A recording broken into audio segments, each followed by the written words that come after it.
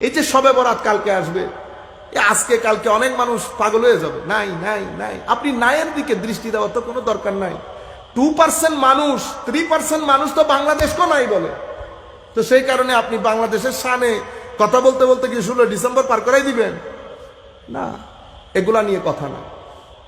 আমরা আমার নবী যে মানুষগুলাকে শবে বরাতে মাফ করবে না আল্লাহ বলেছেন, আল্লাহ মাফ করবে না, সেই মানুষগুলার লিস্টে আমাদের নাম আছে কিনা আমরা তো সেটা দেখব, আমাদের সংশোধন দেখব।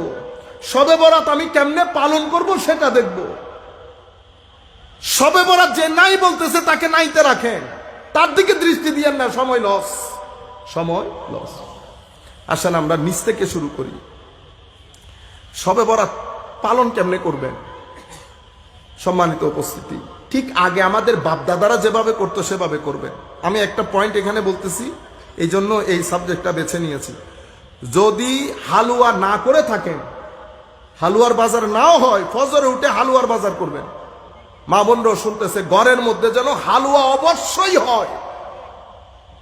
রুটি হালুয়া যারা যেন কালকে শবে বরাত পালন না হয়, রুটি হালুয়া করবেন। সামর্থ্য অনুযায়ী খাওয়া দাওয়া রেডি করবেন। গরিব আত্মীয় স্বজনের মাঝে আমরা যেভাবে দেই সেভাবে দেবেন। আগের ফ্লেভার।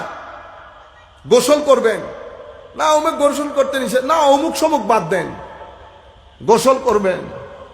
তওবার নামাজের মাধ্যমে শবে বরাতের যাত্রা শুরু করবেন। এক তওবা ওযু দিয়ে করব, আরেক তওবা তওবার নামাজ পড়ে করব। সূত্র শুরু করব পানির তওবা আর নামাজের তওবা দিয়ে। গোসল করবেন, তার আগে ঘর দুয়ার সুন্দর করবেন, বাচ্চারা যেন বুঝতে পারে আজকে শবে বরাত। যদি ঘরের মধ্যে লাইট টাইট থাকে লাইট লাগাবেন, যদি লিখে রাখতে হয় তাহলে লিখবেন আজ পবিত্র শবে বরাত। সময়ের নার বুঝেন, ডিমান্ড বুঝেন।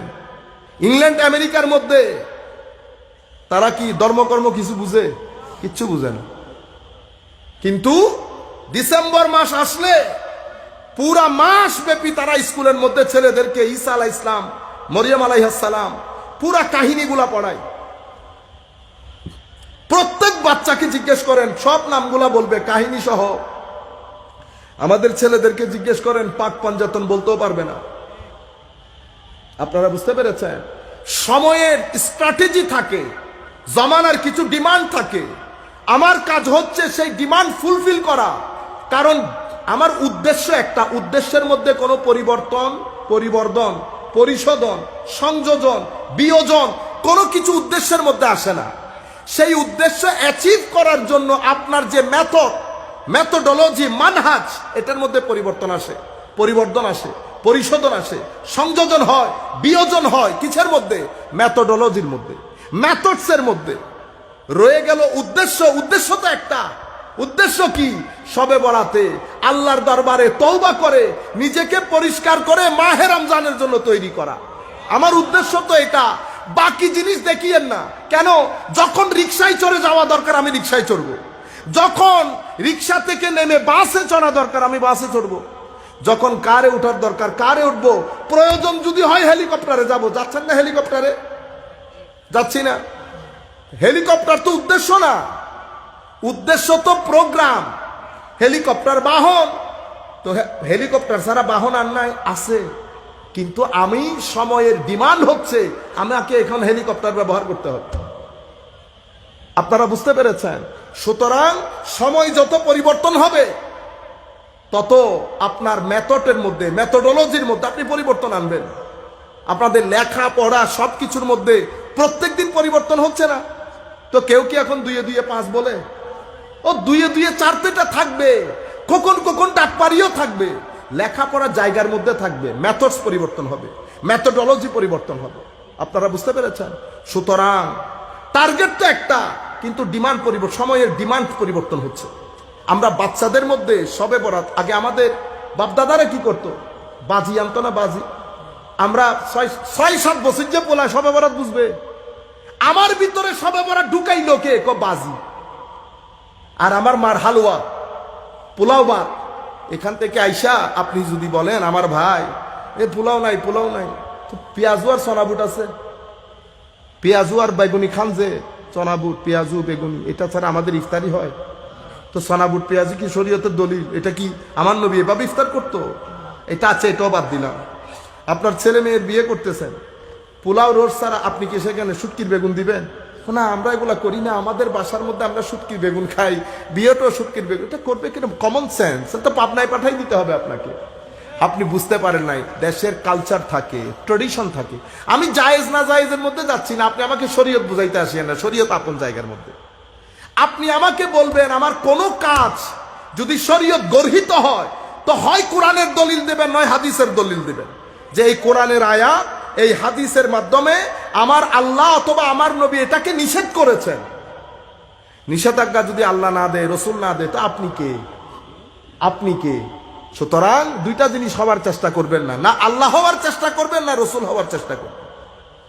কারণ হা না করা, হা না করা এটা দুইজনের জিম্মায়। আল্লাহ হাকিকিভাবে ম্যানিফেস্টেটিভ রিপ্রেজেন্টেটিভ হিসেবে আমার নবী সাল্লাল্লাহু আলাইহি ওয়াসাল্লাম। আমি আপনাদেরকে যে জিনিসটা বোঝাতে চাচ্ছি, তাইলে শুরুটা কিভাবে করবেন?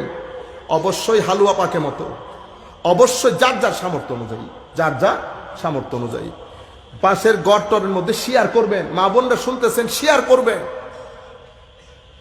একটা দুইটা মানুষ হলেও বাইরে কালকে খাওয়াবেন। এবং বাচ্চারা সবে বরাত বুঝে মতো, ও 6 বছরের বাচ্চা 7 বছরের বাচ্চা আগে সবে বরাত কেমনে বুঝতো?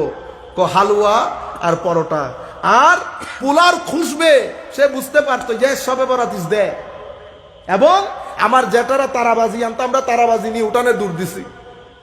আপনি কোরআন শরীফ দেখতে গেছেন, চেক করতে গেছেন, ও আজকাই যে আপনি ওই কি বলে রে, কি বাদ বলে এটারে, ওই ছাগল দিয়ে সুরাইয়া সুরাইয়া খাইতেছেন, তখন কোরআন হাদিস দেখার কথা মনে থাকে না।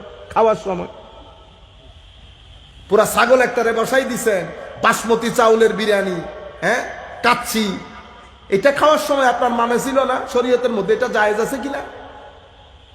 মাহফিল করেছে, গুন্ডে গুন্ডে টাকা 2 লাখ 10 লাখ নিয়ে বাসায় চলে যাইতেছে, তখন হিসাব ছিল না এটা শরীয়তের মধ্যে জায়েজ আছে কিনা? মানুষগুলোকে কেন ডিস্টার্ব করেন? শরীয়তের মধ্যে জায়েজ না জায়েজ 1300 বছরের উলামায়ে কেরামের বুঝে আসে নাই। সম্মানিত উপস্থিতি, প্রত্যেক দেশের কালচার থাকে, ট্র্যাডিশন থাকে, প্রত্যেক দেশের নিজস্ব একটা স্বকীয়তা থাকে। আমার নবী সাল্লাল্লাহু আলাইহি ওয়াসাল্লাম যখন শরীয়তের ফাউন্ডেশন দিচ্ছেন, নবী সাল্লাল্লাহু আলাইহি ওয়াসাল্লাম, তা আমার নবী কি মদিনা শরীফের সমস্ত কালচার ট্র্যাডিশন তুলে সমুদ্রে নিক্ষেপ করেছেন? না। বিয়ে প্রথা, ব্যবসার প্রথা, সামাজিক রীতিনীতি যা ব্যালেন্সড নেওয়ার মতো তা নিয়েছেন। যা যেটার ভিতরে জুলুম আছে, যেটার ভিতরে ব্যালেন্স নাই, সেটা আমার নবী বাদ দিয়ে দিয়েছেন। কোনো সমস্যা নেই।